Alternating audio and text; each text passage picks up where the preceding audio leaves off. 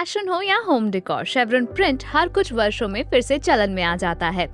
इस ट्यूटोरियल में हम आपको शेवरन पैटर्न बनाना सिखाएंगे, लेकिन क्विल्टिंग तकनीक का उपयोग करके। एक शेवरन एक्सेंट बेड कहीं पर भी इस्तेमाल किया जा सकता है, या शायद आपके पसंदीदा रंग में एक टेबल कवर के रूप में भी इस्तेमाल किया जा सकता है। इस प्रोजेक्ट के लिए आपको आवश्यकता होगी आधा मीटर प्रिंटेड कपड़े के 3 टुकड़े। कपड़े का साइज अंतिम क्विल की लंबाई और चौड़ाई पर निर्भर करता है। 1 मीटर सफेद कपड़े का 1 टुकड़ा। यह कपड़ा सामान्य बेस कपड़ा होगा जिसे प्रिंटेड कपड़े से जोड़ा जाएगा, और इसलिए हमें आधा मीटर अतिरिक्त कपड़े की आवश्यकता होगी। Cutting mat, quilting ruler, rotary fabric cutter, इस्त्री, धागा, बीडेड पिन्स और कैंची। तो चलिए शुरू करते हैं। सभी फैब्रिक को 8 बाय 8 इंच के चौकोर टुकड़ों में काटना है। इस प्रोजेक्ट के लिए हमें आवश्यकता होगी प्लेन सफेद कपड़े के 1 टुकड़े, चेकर्ड कपड़े के 3 टुकड़े, गहरे नीले रंग के कपड़े के 3 टुकड़े, लाल प्रिंटेड कपड़े के 3 टुकड़े। हम पहले पूर्ण वर्ग बनाने के लिए इस कपड़े को काटना सीखेंगे। प्रिंटेड लाल कपड़ा लें और इसे आधा मोड़ें। यह कपड़े का सीधा साइड है और यह उल्टा। अब कपड़े की 4 परतें बनाने के लिए इसे विपरीत छोर से मोड़ें, जैसा कि दिखाया गया है। यह सुनिश्चित करने के लिए कि हमारे पास एक सही किनारा है, पहले कपड़े को क्विल्टिंग स्केल का उपयोग करके 2 तरफ से काटें। यह चरण बहुत महत्वपूर्ण है। थोड़ी टेढ़ी मेढ़ी रेखा भी अंतिम परिणाम को खराब कर सकती है। एक बार जब आप दोनों किनारों को काट लें, तो 8 इंच बाय 8 इंच के चौकोर टुकड़े बनाएं।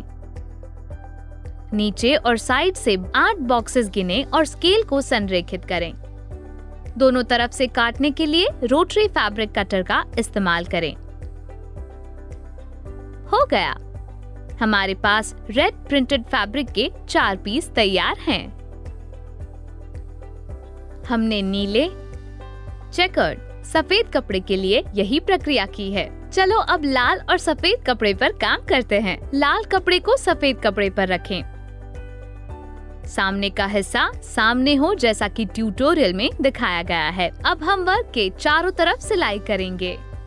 कपड़े को अपनी Usha जिनोमी memory craft quilting machine पर ले जाएं। हमने पहले ही HP प्लेट और HP फुट के साथ मशीन को तैयार रखा है। मशीन को सीधी सिलाई पर सेट करें और वर्क के चारों ओर सीना शुरू करें। HP फुट और प्लेट के साथ किसी भी प्रकार के कपड़े पर सटीक स्टिच और सही शुरुआत आसान हो गई है। यह घुमाव और सटीक टॉप स्टिचिंग के लिए बहुत अच्छा है। जब आप एक तरफ के आखिर में पहुँचे तो मशीन बंद कर दें। सुई उठाएं और कपड़े को घुमाएं और सिलाई जारी रखें।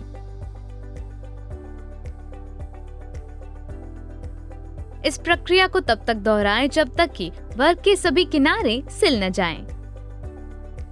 आपकी सिलाई इस तरह दिखनी चाहिए। अब हम वर्क को दोनों तरफ तिरछा काटेंगे, जैसा कि ट्यूटोरियल में दिखाया गया है।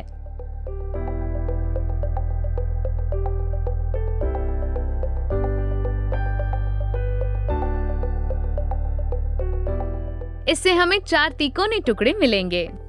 प्रत्येक तिकोने टुकड़े के नीचे सिलाई की रेखा होगी।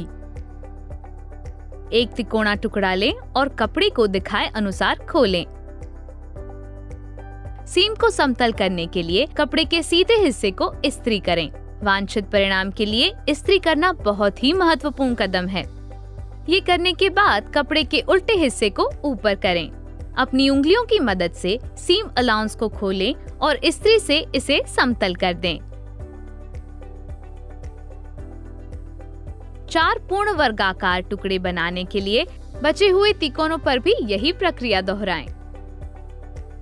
ट्यूटोरियल में दिखाए अनुसार कोनों पर अतिरिक्त कपड़े को काटें।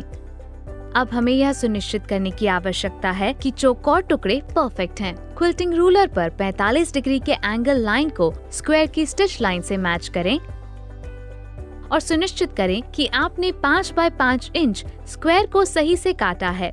दूसरे टुकड़ों पर भी यही प्रक्रिया दोहराएं। इससे पहले कि हम वर्गों को जोड़ें, बनने के बाद पूरा पैटर्न ऐसा दिखेगा।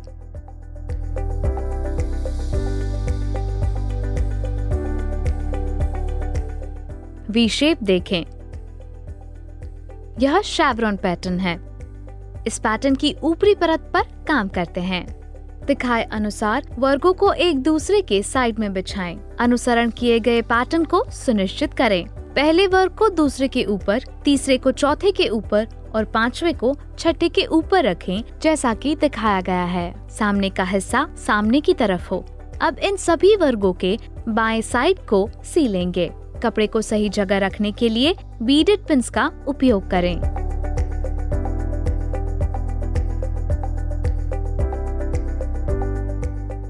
प्रेसर फुट के नीचे कपड़े को समायोजित करें और वर्ग के पिन वाले हिस्से को सीलें।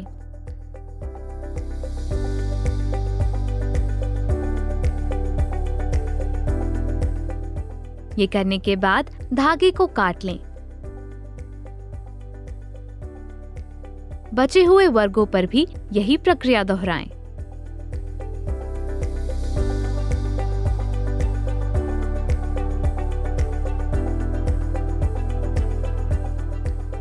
तीनों टुकड़े हो जाने के बाद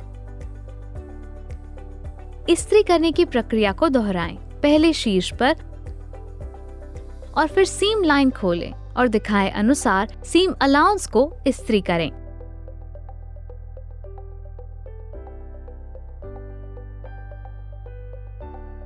तीनों टुकड़ों को इसी तरह इस्त्री कर लें। जब आप ये कर लें, दिखाए अनुसार टुकड़ों को एक दूसरे के साइड में रखें। अब हम पहले टुकड़े को दूसरे टुकड़े से जोड़ेंगे। सीधे हिस्से को आमने सामने रखें और सिलाई करें।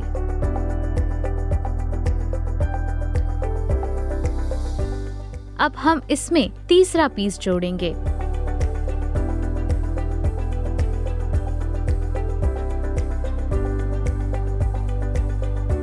पहले की तरह ही सीलें और इस्त्री करें।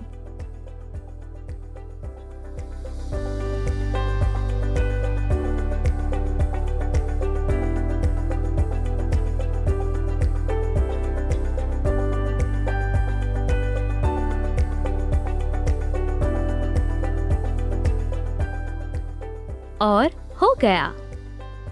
शेवरॉन क्विल्ट के लिए हमारा ऊपरी हिस्सा तैयार है। दिखाए अनुसार एक दूसरे के बगल में वर्गों को बिछाएं। अनुसरण किए गए पैटर्न को सुनिश्चित करें। पहले वर्ग को दूसरे के ऊपर, तीसरे को चौथे के ऊपर और पांचवे को छठे के ऊपर रखें, जैसा कि दिखाया गया है। सीधा हिस्सा आमने सामने हो। अब हम इन सभी वर्गों के बाएं हिस्से को सीलेंगे। इसी तरह से हमने दूसरी लाइन तैयार कर ली है। शेवरॉन पैटर्न से रखें। अब हम इन दो लाइनों को जोड़ेंगे। सामने के हिस्से को आमने सामने करके रखें। अनियमित पैटर्न से बचने के लिए ये सुनिश्चित करें कि आपने दोनों कपड़ों की सीम लाइन को मैच किया है। दो लाइनों को एक साथ पिन करें। आइए इसे सीलें। सिलाई की इसी प्रक्रिया को दोहराएं।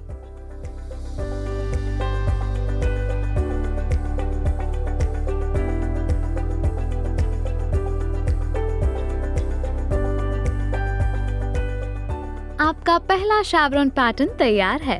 अब हम इस पैटर्न के तहत विभिन्न रंगों और कपड़ों का उपयोग करके जितनी चाहे उतनी लाइनें जोड़ सकते हैं। हमने इसके नीचे चेकर्ड और नीले रंग के शेवरॉन डिजाइन जोड़े हैं।